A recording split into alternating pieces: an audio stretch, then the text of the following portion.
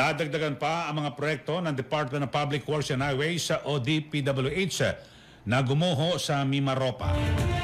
Dahil dito lumutang ang usaping substandard ang mga ginamit na materyales ng proyekto. Sa kabuuan, halos 600 metro ng dike ang napinsala. Sakop ang bahagi ng Phase 1, Phase 2 at Phase 3 ng proyekto.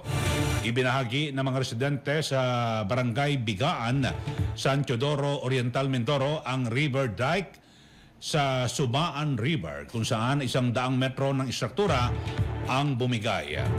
Pinangangambahang lumaki pa ang pinsala dahil sa patuloy ang pagguho ng ibang bahagi ng dike hanggang kahapon ng umaga. Ang nasabing dike sa San Teodoro, Oriental Mindoro ay nagkakalaga ng 380 million pesos at nasira makalipas ang 2 taon.